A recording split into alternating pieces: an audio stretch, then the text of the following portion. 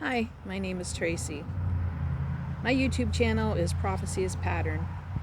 I've waited a long time to make the perfect video, write out some notes, write up the dialogue, and I realize I'm never going to have time to do that.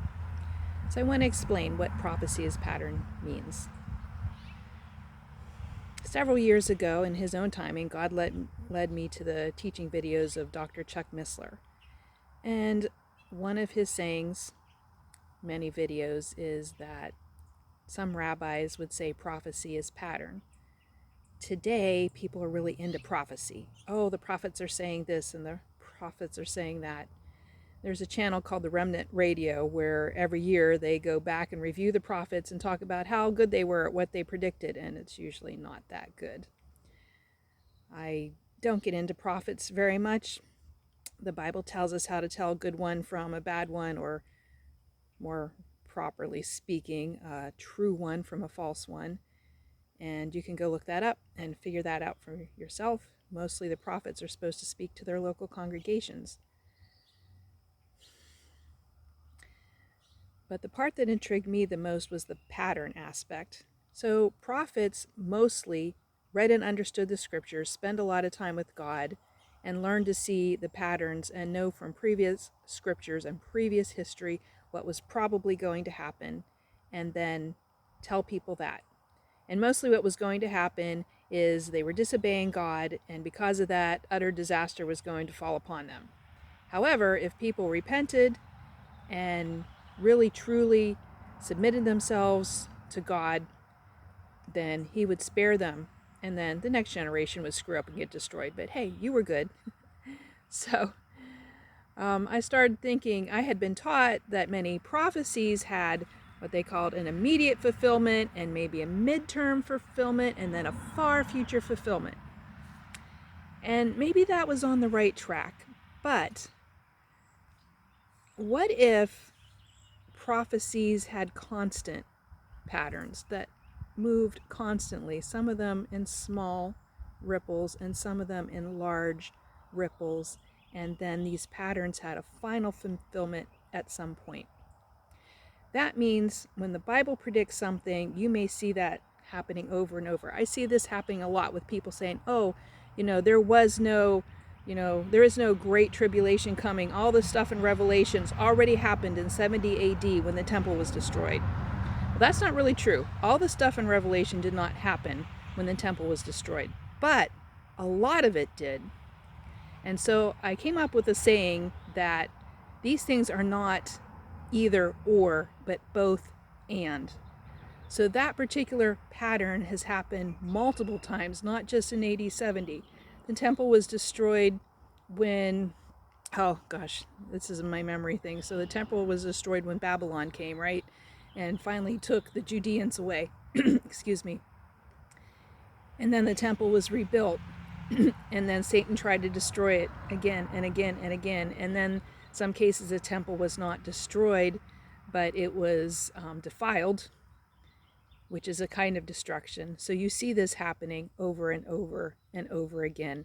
So I haven't come up with a name for that particular pattern. It could be the pattern of the destruction of the temple. That's probably a good one. One of the first patterns I took a look at is the 7 days of creation. And then I realized that's actually not the first pattern. The first pattern was separating light from darkness. Or even before that, the first pattern might be order and chaos. Excuse me. I don't know. And those are things that if I had time, which I would love to have time to just study God's word, but I don't because life is hard, I would like to try to figure out the first pattern. But a very early pattern is the 7-day week. So what did God do on the first day? God created light and he separated it from the darkness. And he called that good. And then he had evening and morning the first day. So I would expect that other firsts would have to do with separating light from darkness. Day 2, God separated the waters from the waters and created a thing that in English we call the firmament. And later God names the firmament heaven. So there is a dimension called heaven and separates a dimension with water from our dimension with water. And strangely enough, God did not bless that day. He did not call that day good. And then there was day 3. And day 3 seems to almost be a continuation of day 2, like we have 3A and 3B. 3A, God separates the waters on the earth and brings up the land. And he called that good. And then God created plants that bear seed and trees that bear seed within their fruit. And he called that good. And so day 3 becomes a day of double blessing. And also, it's a day where waters were separated again. Then we have day 4. We have the sun, moon, and stars. And God called that good. And then on day 5, we have animals in the sea and animals in the air. And God called that good. And on day 6, we have all the other animals, basically, land animals. And finally, to cap it all off, we have humans, male and female, which is another pattern. Interesting to see how Satan tries to break our patterns, by the way. And then God called that good. And then God made a 7th day, or let a 7th day happen, where he rested, and he called that good. And all of creation is very good. So then we have day 8, which starts the cycle over. So day 8 is a pattern of new beginnings. It's day 8 and also day 1, and things start all over again. And the weeks telescope out from each other until today, and will continue to do so. So where else do I see this pattern? I kind of see it in history. I haven't properly mapped it, especially when you have this thing where day 2 bleeds to day 3. But you have the first day where light is separated from darkness, evil is separated from good, good is separated from evil. And what happened about the first 1,000 years? God separated out a line of righteous people through Adam and Eve's son Seth from all of the rest, and kept that line separated through 10 generations to Noah and his sons. By then, we're into the second 1,000 years. And in the second day, God separated waters.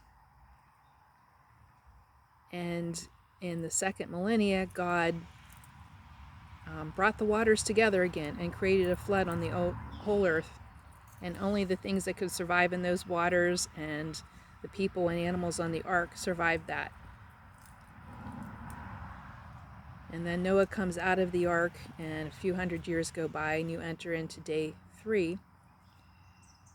Of course, during this time, the earth comes back out of the waters, which seems to belong to day 3, but in the first week, day 3 sort of also belonged to day 2.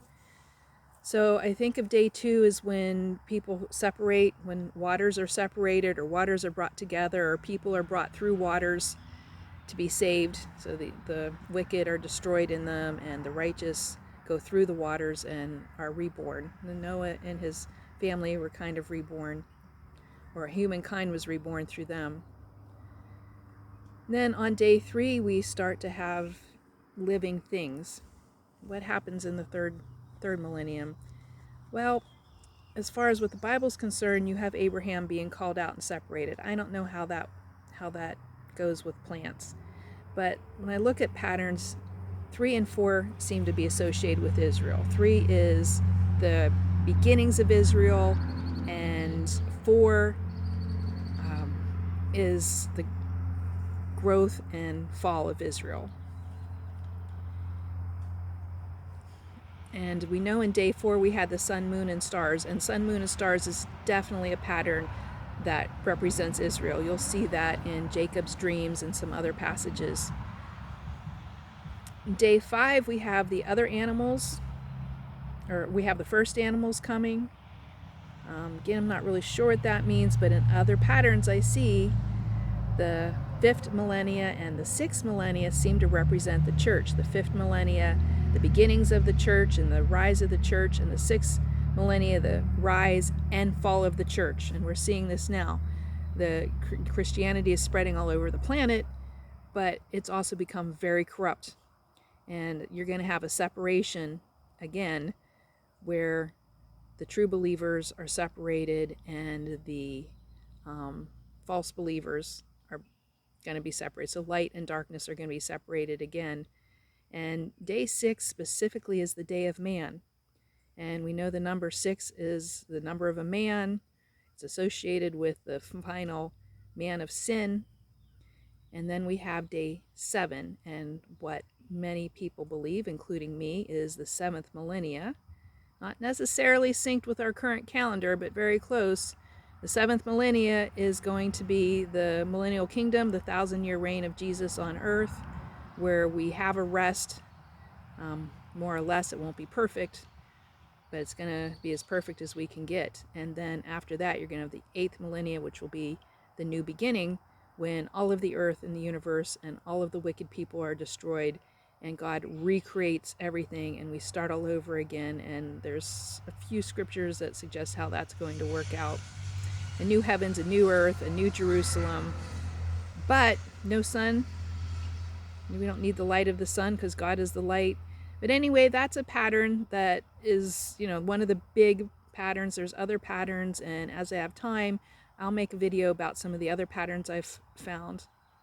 I'm not going to interact in the comment section too much. I don't have time. If I see anybody mean and nasty on there, I'm just going to delete you.